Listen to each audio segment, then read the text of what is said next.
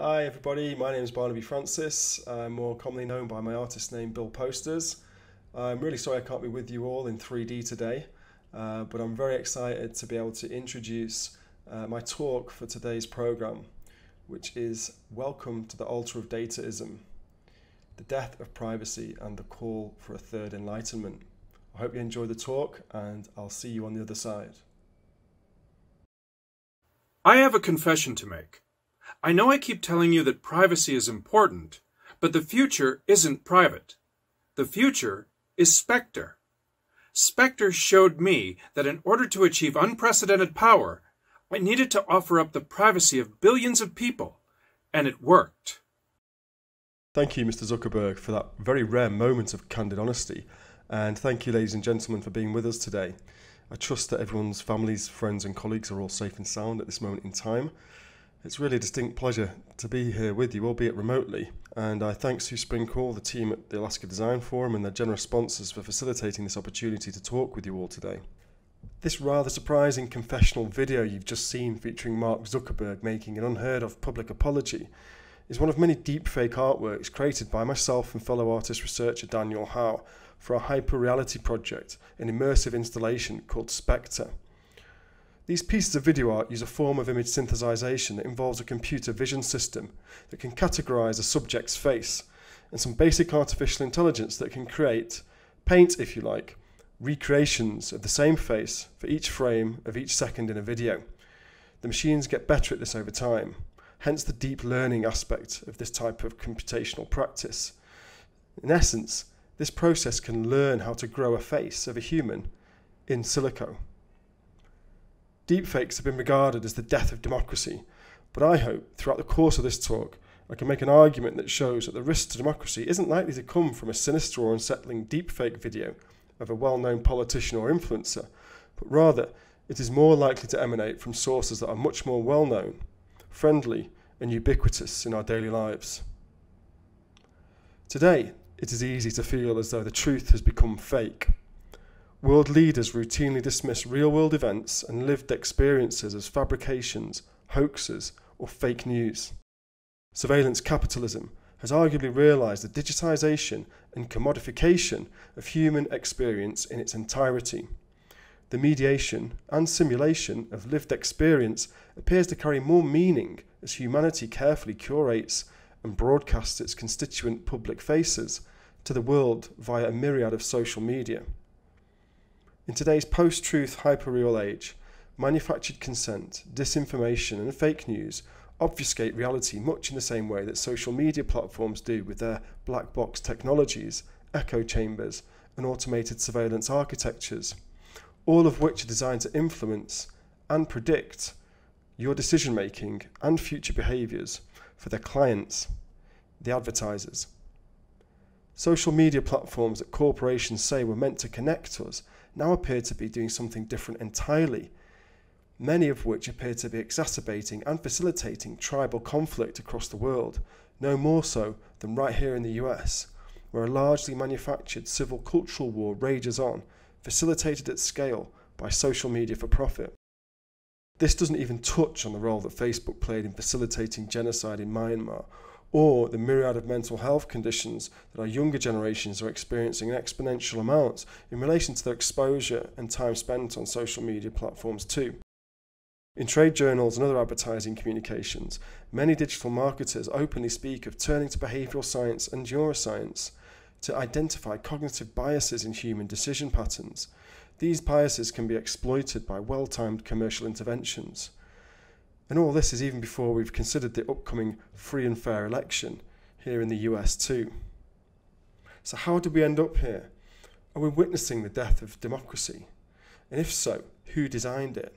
And for what purposes?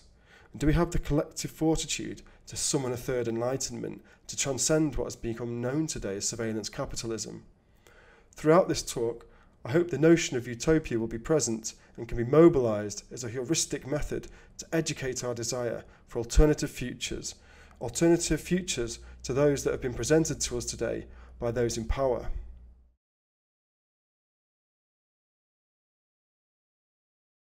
So what happened to the early promise of the internet, the early techno-utopian ideals that underpinned the creation of a global non-hierarchical network designed for the distribution of information to anyone, anywhere, at any time? It was the Gutenberg press in silico. Cyber-utopianism, the belief that online communication is in itself emancipatory and that the internet favours the oppressed rather than the oppressor, has accompanied the internet from its beginnings. Like other broader creative movements before it, this form of techno-utopianism reflected a belief that technological change revolutionises human affairs, and that digital technology in particular, of which the internet was but a modest harbinger, would increase personal freedom by freeing the individual from the rigid embrace of bureaucratic big government. Self-empowered knowledge workers would render traditional hierarchies redundant. But over time, things radically changed, and in 2018, a journalist at the Guardian newspaper called Caroline Cadwallader broke the Cambridge Analytica scandal that caused global outrage and sparked a lengthy investigation for truth concerning digital surveillance by tech corporations. Billions of people's personal data and powerful new behavioural profiling technologies were being used to influence the way we think, shop and vote. Before the Cambridge Analytica scandal, I was an artist that had spent over a decade critiquing and challenging what academics now call persuasion architectures. These exist in both public space and in digital space. In public, these are the billboards and ads you see in the hundreds of thousands in most countries around the world that capitalism exists in. They're the visible engine of this economic ideology, and they don't just exist in public space by accident. They're physical monuments to much deeper ideas about how citizens, consumers, can be influenced to purchase specific products, whilst en masse they contribute to normalising and conditioning a set of cultural values and behaviours that benefit commercial exchange and dominance over everything else, biosphere included. As part of my critical practice, I've been pioneering a form of street art called subvertising. It's a modern take on the subversive practice of culture jamming. It's a portmanteau of subverting advertising, and under the collective name of brandalism, myself and other street artists would hack advertising spaces in cities around the world en masse. Dressed as outdoor advertising workers, equipped with fake uniforms and fake keys, we would install hundreds of artworks in a single day that challenged corporate power, greenwashing, racial and sexual discrimination, patriarchy, and climate change. We wanted to change the look and feel of public space in a city overnight, in a symbolic attempt to offer people a glimpse about what the city could be if art replaced ads.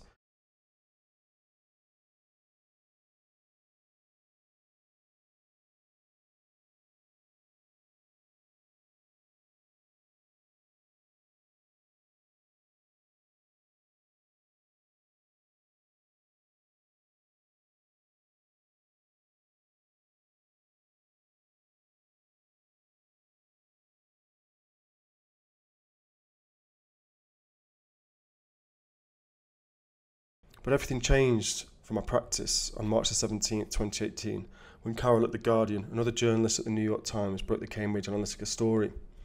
Here were revelations of new kinds of persuasion architectures existing in digital space. Millions of Facebook users' personal data was harvested without consent by Cambridge Analytica, predominantly to be used for the creation of behavioural and psychological profiles for use in political advertising, in election campaigns and referendums around the world. The data was collected through an app created in 2013 by Dr. Alexander Kogan, known as Dr. Spectre at the time, an academic working for the Psychometric Centre at Cambridge University. And his app consisted of a series of questions to build psychological profiles on users on Facebook. The app not only harvested the personal data of the users that completed the questionnaire, but also of the users' Facebook friends. Cambridge Analytica sold this data set of American voters to political campaigns and ultimately provided assistance and analytics to the Ted Cruz and Donald Trump campaigns. These powerful new forms of behavioural profiling that use personal data to influence people's decision-making online, from where they shop to who they vote for in the voting booth, seemed incredibly Orwellian and even came equipped with an archetypal Bond villain in the form of Alexander Nix, the now ex-CEO of Cambridge Analytica. After reading about the Cambridge Analytica scandal, it began to feel like the dream of information freedom that underpinned the techno-utopianism of the early internet had been replaced with a culture of mass surveillance, psychological influence operations, and as a result, the death of privacy online. In order to understand the historic moment we find ourselves in today in light of these revelations and more, we need to look back to the folklore of the early internet, really where this story begins. In 1993, whilst I was waiting an incredibly long time to download songs from the Wu-Tang Clan's critically acclaimed debut album, Enter the 36 Chambers, over a 56k dial-up modem in a house in northern England, something else incredibly interesting was also happening in cyberspace. As internet folklore describes it, the American telecoms company AT&T launched the world's first digital banner ad online. Whilst this may seem slightly or even incredibly underwhelming, the Prescient ad campaign entitled You Will featured the first ever pay-per-click digital advertising banner. The successors of these initial pay-per-click technologies, the You Will banner ad alone had a click-through rate of over 40%, saw the exponential rise in algorithmic forms of automated advertising technologies on the internet. And as you will see over time, these basic forms of automated advertising technologies would go on to change huge aspects of human culture, fundamentally reorienting global economic systems to become centered on behavioral surveillance and the monetization of human experience.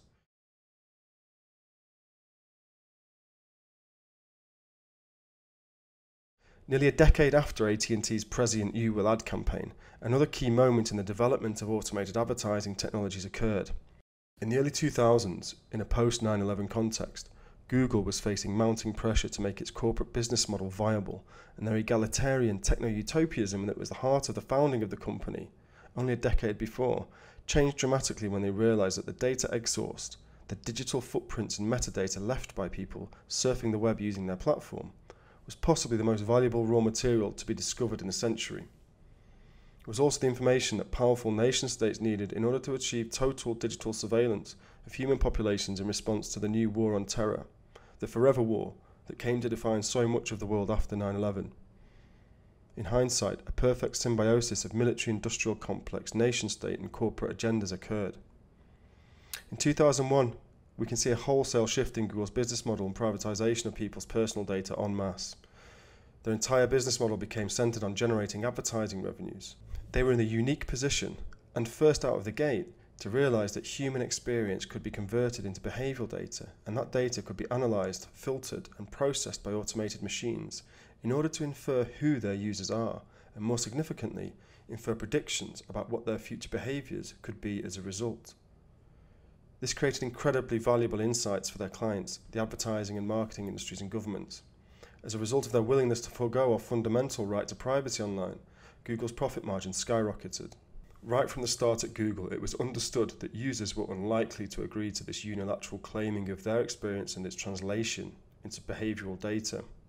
It was understood that these methods had to be undetectable. So from the start, the logic reflected the social conditions of the one-way mirror. Due to the profitability of this newly acquired resource, every corporation wanted a piece of this new emerging economic logic, the logic of surveillance capitalism. Surveillance capitalism is a term that emerged in US academic Shoshana Zuboff's 2019 book, The Age of Surveillance Capitalism. Surveillance capitalism, she states, unilaterally claims human experience as free raw material for translation into behavioral data.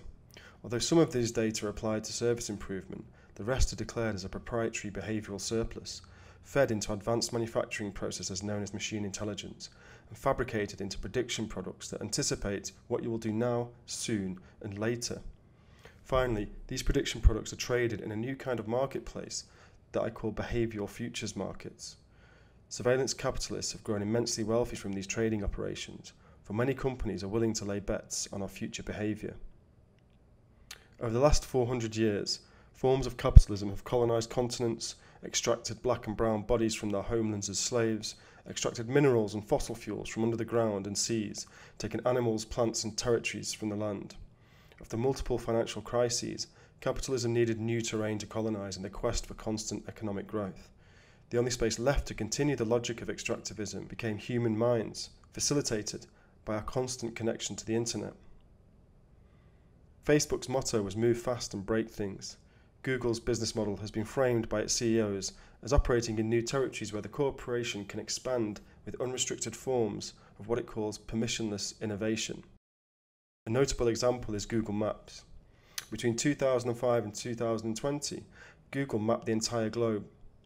To collect imagery for Street View, in their own words, Google say that they've strapped cameras to everything from snowmobiles to camels, and in total captured more than 10 million miles. That's 10 million miles of surveillance photos of every street, road, house, shop, and dirt track without any nation-state's permission. This form of digital colonialism puts the logic and cartographic exploits of the British East India Company firmly in the 21st century. How little has changed. Only the territory or terrain has shifted from the physical frontiers of old to the digital frontier of a new dark continent, the internet. The internet was, and still is largely, an unregulated Wild West, where for over 2 decades corporations have run free with no legal oversight, transparency or accountability to the old traditional formal power structures of state power. As a result of permissionless forms of technical innovation, combined with classical forms of exploitation, trillion-dollar companies have now emerged from the digital ether. This economic logic has now spread beyond the tech companies to new surveillance-based ecosystems in virtually every economic sector, from insurance to automobiles to health, education, finance, to every product described as smart and every service described as personalised. These new corporations and the expansion of big tech presented increasingly permissive forms of power to global populations. A new phenomenon emerged in which power shed its negativity and presented itself as something else entirely different, as freedom. It is much more efficient as a form of power because it presents itself as helping people in their lives. Find your way across a city, achieve your dream weight, manage your sleep, your period, your exercise regime, or your depression. This permissiveness, this friendliness ensures that we subordinate ourselves to these new power relations without any external force or subjugation or visible violence. If you don't think this is true, perhaps try and imagine your daily experience without your smart devices. Now, try and imagine why this is not a totalitarian system. Smart devices are a more efficient technology of power that makes sure we subordinate ourselves to power relations on our own. We have all become a self-surveilling subject. Indeed, we whisper our deepest secrets and biological rhythms to the ergonomic dictators in our pockets. Such a dynamic seeks to activate, motivate or optimize our individual selves, not inhibit or oppress. This is the freedom. Instead of making people compliant, it seeks to make them dependent. The smartphone is not just an effective surveillance apparatus. We worship our devices as devotional objects, swiping the screen down like a digital rotary. Social media has become the confessional, and Facebook a global synagogue.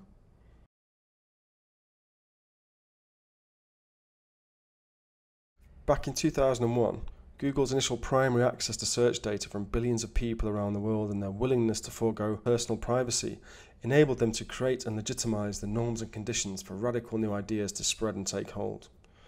By creating the infrastructures and by normalizing the exploitation and rendition of human experience as behavioral data, the initial forms of computational propaganda that Google helped establish via their automated advertising technologies emerged as key driving components of surveillance capitalism. But their corporate business model also created the conditions for a radical new religious philosophy to emerge called dataism.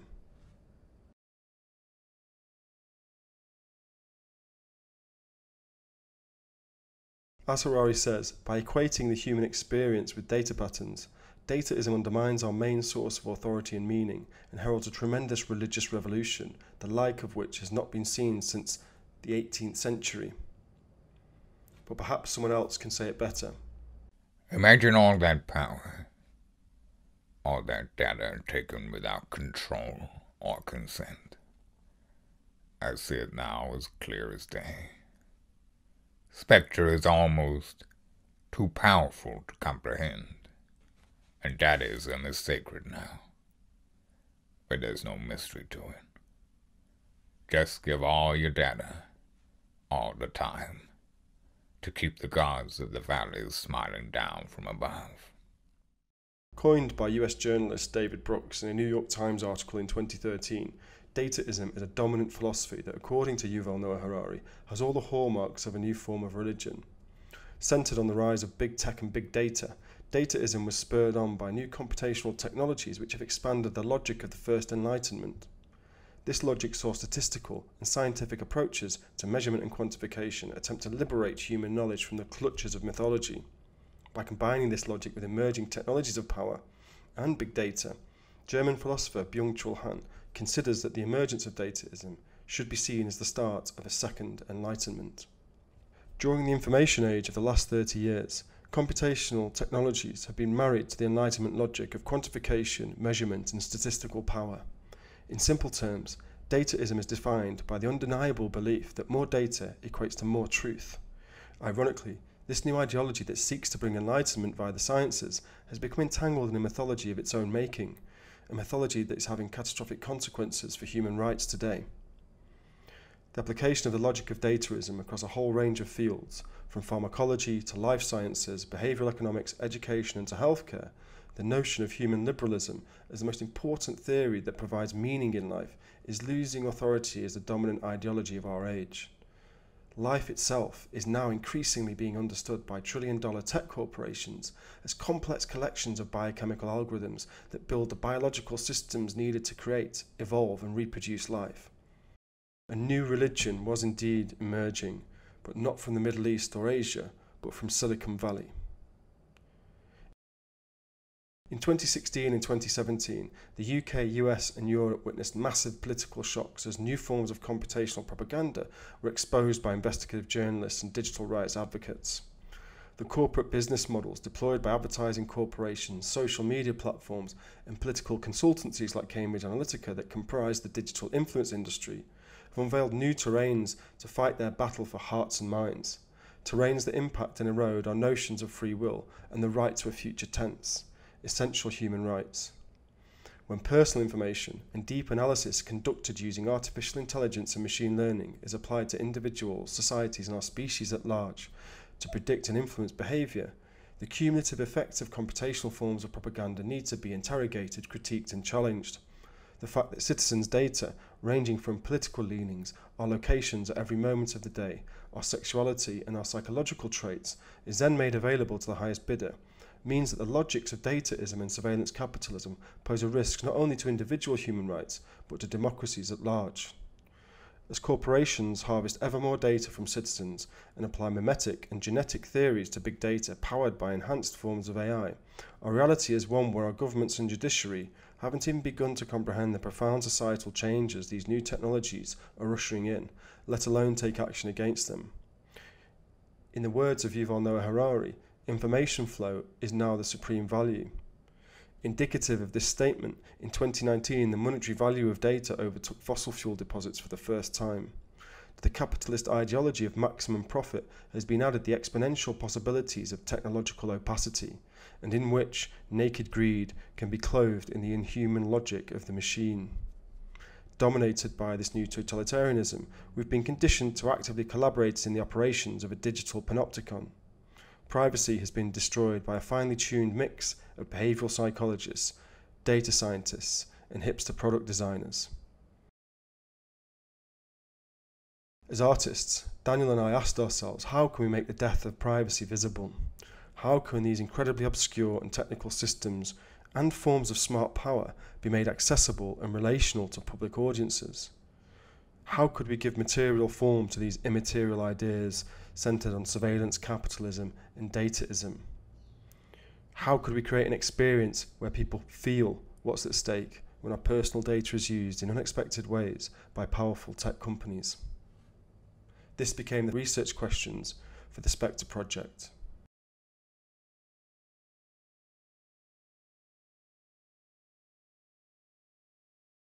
Imagine this for a second. One man with total control of billions of people's stolen data, all their secrets, their lives, their futures. I owe it all to Spectre. Spectre showed me that whoever controls the data controls the future. What does it feel like to take on the role and power of a tech giant? Try to develop ways of seeing the world as machines do? Is it possible to have a democracy without privacy? Spectre invites audiences in to worship at the altar of dataism with the new gods of Silicon Valley.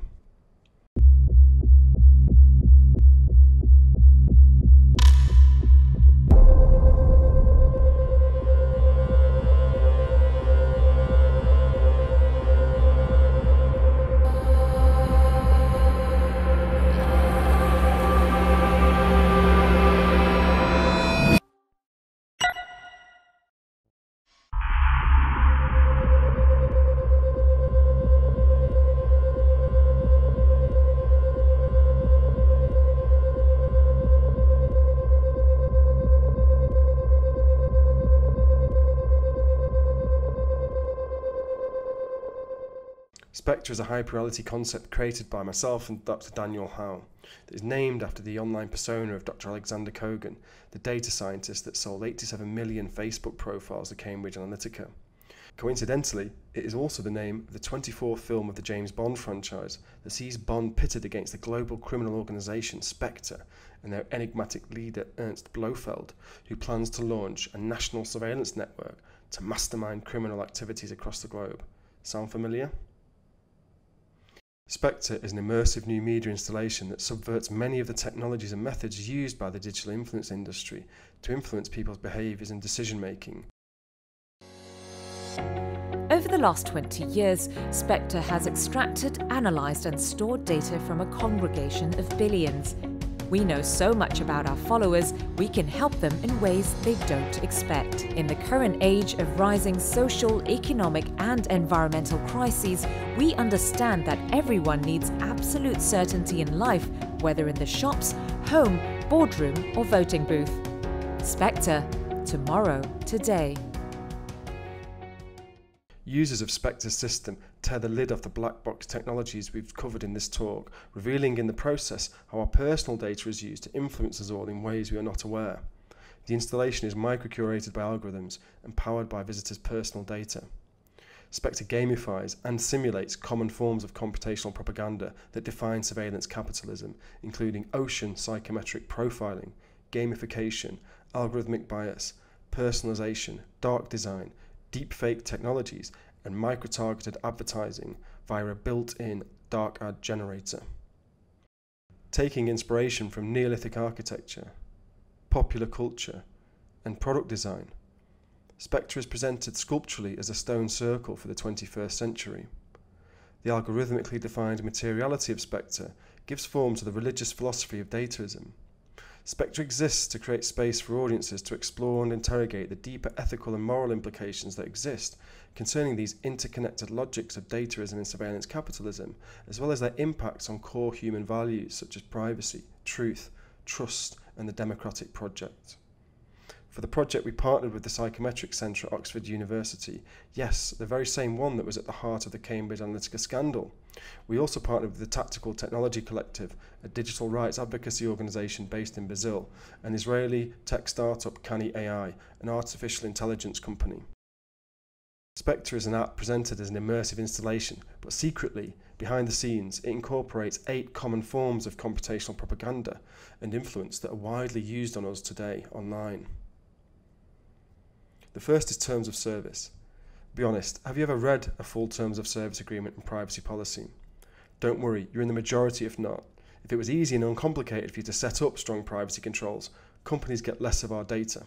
They use dark design to influence your choice when considering privacy settings, especially when signing up to terms of service agreements. Small design changes, like a few extra pixels of padding or the tint of a button, can have large and unexpected repercussions. The design of the user experience of digital technologies can have significant effects on the way we share data or interact with platforms, websites, commercial advertising, and political campaigns. Known as dark design patterns or dark UX, which is short for user experience, these design tricks are based on human psychology that are used to provoke or manipulate people into signing up for something, buying something, or giving away more personal information than they thought or intended. You've probably seen the in high demand or only X amount left at this price notices when shopping for things online. Or think about how accepting tracking cookies is far easier than going through numerous menus and submenus to opt out. The second is biometric data. Via hidden cameras in each monolith, Spectre incorporates a computer vision system with automated facial, gender and age recognition.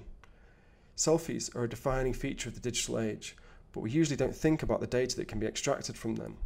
Beyond just the time, date, location, your appearance, there is a wider data set that can be gained from selfies that you upload. This is called a face print. The distances between your eyes, the width of your nose, the depth of your eye sockets, and the shape of your cheekbones, along with the length of your jawlines, are all nodes that create your unique face print. It's how you unlock your screen on the latest smartphones, or make those rabbit ears levitate above your forehead with those cool filters on Instagram. Face prints can be created from your selfies, but also out of other photographs or video footage, such as videos posted online or CCTV recordings. Law enforcement, border control and security agencies are interested in faceprint data for identification and verification, especially if you're a suspected migrant or refugee. But so too are the advertising industry, political influencers, commercial businesses and others. What if relatively harmless applications of faceprints are also used to improve ways of monitoring your behaviour, like where you go, when and with whom? What if I can determine other characteristics about you, like what you think, your mood, your IQ, or political or sexual orientations? What happens to our movements when climate change is exacerbated in 10 years' time? Will the original architects of these systems be the ones in control then, or will the reality of our political institutions be very different? Number 3. Today, automated systems are making inferences about you and billions of people every second of every day with no human oversight or intervention. Some of these inferences will be very accurate, but an equal amount will probably be wildly wrong, and you'll never know. But all these inferences change things. When Google Photos was released in 2015, its image recognition system mislabeled black people as gorillas. Predpol, a popular predictive policing software used by over 50 police departments in the US, has been accused of perpetuating racist practices. How did the technologies around us end up this way? Unfortunately, sometimes it's because of white male power and supremacy. Who is creating the code for these algorithms? Young white males most likely. Each with some form of implicit bias reinforced by cultural norms and conditions that have put straight white men front and centre for hundreds of years. It's no surprise that researchers have discovered that most common facial recognition technologies work best on, you guessed it, white men, then slightly less accurately for white women, even worse for black men, and worst of all on black women. Biased algorithms feed exclusionary and discriminatory practices and can become forms of algorithmic neocolonialism, and they can spread quickly and at scale. The result of biased algorithms can manifest themselves in any number of places in which algorithms are being used today, in determining eligibility for a loan, in determining the length of someone's prison sentence, and in evaluating whether or not to hire someone for a job. How might algorithmic bias be affecting your life? Would you even know about it when it's baked so deeply into these digital systems? Personalization. Spectre wants to personalize your experience because it opens the door to the extraction and renditioning of your personal data, most of which can be incredibly revealing. Spectre uses your name and sounds like your friend because deep down it needs a behavioural profile. When you search for something online, you are indirectly expressing a curiosity, an interest or a need. Advertisers know this and use this insight to personalise our experiences on the internet. The fact that we all see different news recommendations and different advertisements when we search online is because the information we are fed has been personalised to meet advertisers or campaigners' ideas of what is most relevant to us. In this sense, the internet we experience has been customised to each of us individually. Technologies like cookies, browser pixels and browser fingerprints attempt to capture and track our behaviours online. By tracking your visit from, say, the ESPN website to a travel blog, an advertiser might infer that you're interested in sports and travel, but it can get much more nuanced than that. Facebook alone offers 2,750 categories to advertisers in their interest targeting list. 5. Gamification. Spectre is an app that simulates and gamifies the digital influence industry. The system uses single task design philosophy, timed elements, a progress bar and instant rewards, mixed with a series of escalating moral dilemmas to keep you clicking so your personal data keeps flowing. Gamification is a process by which the user experience is turned into a game. In the political world, many prominent political campaigns, including the official Brexit app and Donald Trump's 2016 campaign apps, used gamification to encourage users to spend more time on the app and in the process reveal more data. App creators have spoken openly about the rich personal data their apps collect, including names, email addresses, address book contacts, social diffusion networks, political views and more. Number 6. Ocean profiling. At the start of a user's journey on Spectre, the system utilises a game consisting of famous and popular brands that are actually pre-weighted Facebook datasets. These datasets have been specifically selected to allow for a comparison with your game score against over 1 million personality profile surveys conducted by the Psychometric Centre at Cambridge University. This analysis is conducted in real time on your game score in milliseconds and creates a much more rounded Ocean personality profile that changes aspects of the game. The Ocean profile is also made available to other followers of Spectre live in the installation, but this is okay because they clicked agree in the terms of service at the start, remember? Ocean stands for a specific set of personality traits: openness, conscientiousness, extroversion, agreeableness and neuroticism.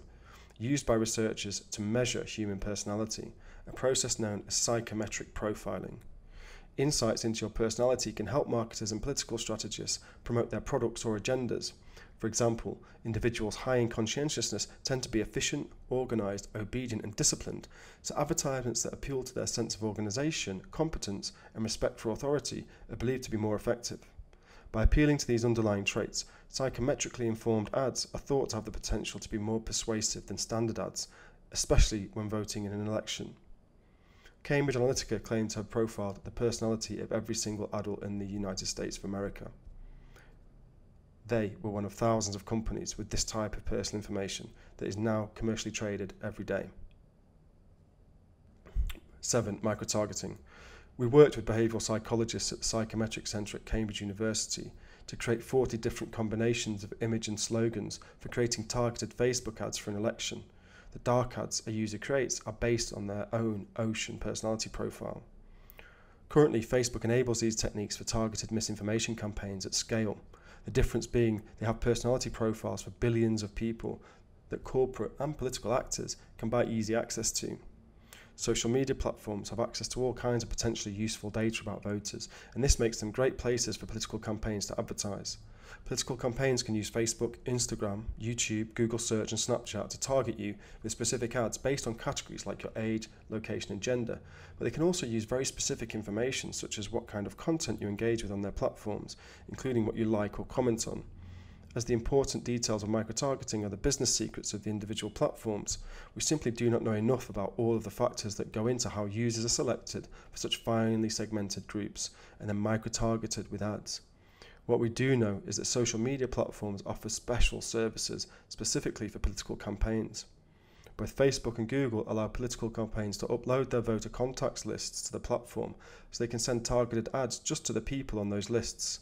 On top of that, it's also possible to target people with similar profiles to the voters on their lists. In politics alone, many tens of thousands of ads are being delivered to an unknowable amount of segmented, micro-targeted lists, making it almost impossible to gain a full picture of how far microtargeting extends during an election. At the time of writing, the 8 candidates for the Democratic Party nomination, as well as incumbent President Donald Trump, have spent over $190 million on Facebook and Google ads alone, with the Trump campaign running over a staggering 480,000 different ads during the election campaign until now. Synthesized media. Spectre is the world's first installation to embed synthesized deepfake content into narrative storytelling. My decision to believe in Spectre literally gave me my ratings and my fan base.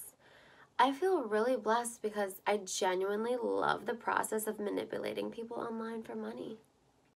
Synthesized video means video and moving image clips in which elements of its content are purposely manipulated, sometimes using AI and machine learning.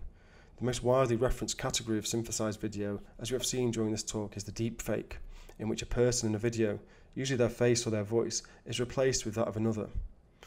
AI and machine learning techniques have dramatically increased the quality of such manipulations, in some cases making the edits either difficult to spot or appear astoundingly real. While deepfakes can have light-hearted, humorous or benign intentions, replacing the face of a celebrity with that of another in a short clip, for example, they are also frequently used in fake celebrity or revenge pornography.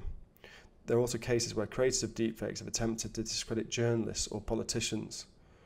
While there is legitimate concern that deepfakes could be used in adversarial politics, such as making a politician say or do things on video that are purportedly fake, a more immediate concern remains relatively low-grade but effective shallow fakes, or cheap fakes.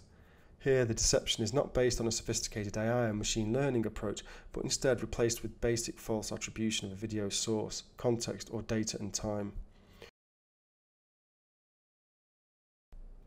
With Spectre, we started out to subvert the power of the digital influence industry by simulating these powerful techniques and technologies.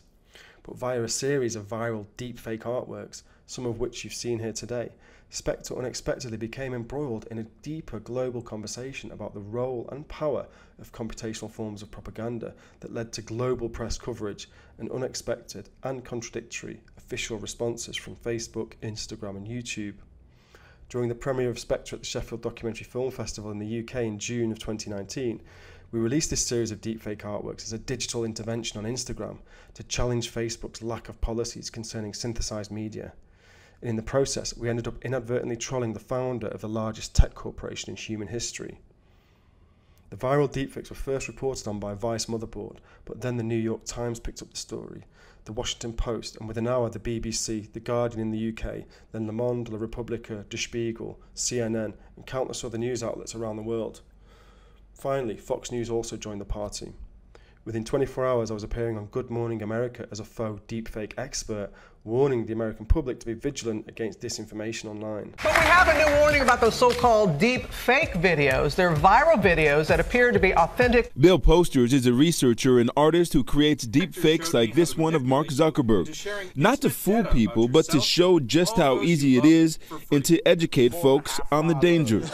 Posters suggest that if you find a video that seems sensational or too good to be true, to do your homework and search for other variations. Yeah, I've seen this time and time again. Yeah, and alert folks. Let Facebook know or wherever you see it. You know, no doubt. Got to think critically and double check on some of this stuff. That's right, Zachary. Yeah. Thanks, Thank guys. you. Thanks, Zachary. Underneath all the media hyperbole and the complexities of Spectre, this installation is primarily concerned with media literacy. Our aim was to use the arts and creative processes to engage broad publics about the dangers of new technologies of power and the erosion of privacy, and as a result, our democratic processes. We still believe that there is no situation that can possibly justify Airbnb or Uber or McDonald's knowing the same intimate psychological information as your therapist, your mother or your sister. We wanted to use art to expose that so people can make honest, informed choices about our relationships with smart devices, technologies and apps today.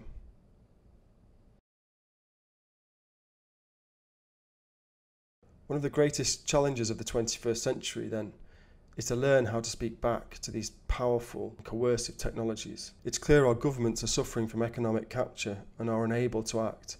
Meanwhile, as we've seen, Pandora's box is not just open, it's online, and all that the urgent calls for transparency will provide is a normalization of these technologies and their dominance on human life. How then can we embody the spirit of Byung-Chul Han's call for a third enlightenment, one that replaces the mythology of dataism with something more humane and in many ways less violent? The artworks you've seen throughout this talk offer one possible route into creative storytelling to attempt to engage broad public audiences and, in the words of surrealist painter René Magritte, attempt to see what is hidden by what we see, or rather, find ways to make visible the invisible new forms of power that work quietly underneath the everyday. As artists, activists and engaged citizens today, we need to find, develop and create new ideas and imaginaries that resist the 21st spectacle of dataism, surveillance capitalism, and allow us all space to reframe the neoliberal capitalist gaze in relation to the knowledge of the effective power of these new computational forms of propaganda that undermine so much of the possibilities of life today. We need to work towards a new media literacy fit for this age, and designers will play a key role in developing, at scale, human-centred and non-exploitative design practices to meet this need. It's no surprise that the key architects and designers of surveillance capitalism, from YouTube, Twitter, Facebook, Instagram, Amazon and Google, don't let their children use social media, ever. When powerful new economic and surveillance ideologies that profess to be rooted in scientific disciplines take root and grow, there is a danger, as with any form of power that develops unchecked, that the border between science fact and science fiction can collapse and new mythologies can emerge. Dataism is digital Dadaism that comes with a violence obfuscated from view, but there are simple changes we can collectively make to restrict giving all our data all the time. On a practical level, one of the easiest and most effective actions we can all take today is to deeply reflect on our relationships with the smartphone in our pocket. It's the ID card you never wanted, and the snitch that never shuts its mouth. Put some tape on it and adjust your privacy settings for each app on your device. Then tell two things to do the same thing. Your data is your privacy, and your privacy is your democracy. The full force of computational propaganda and disinformation concerning this upcoming election in the US is about to be unleashed on the voting population. So after you've scared your two friends, visit the links at the end of this video to engage with some free toolkits that will help you reclaim some of your privacy online, just in time for the upcoming election.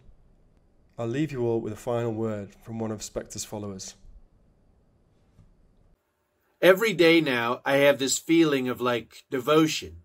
I mean, I don't believe in all that fake stuff, but every day now, I start by praying to the data. You gotta give Spectre what it wants, and what it wants right now is everything. So I wake up early, every day to worship it. I feed it with all this racism, hate, and fear, and you know what? It makes me the most powerful man in the world. And people love me for it. Can you believe it?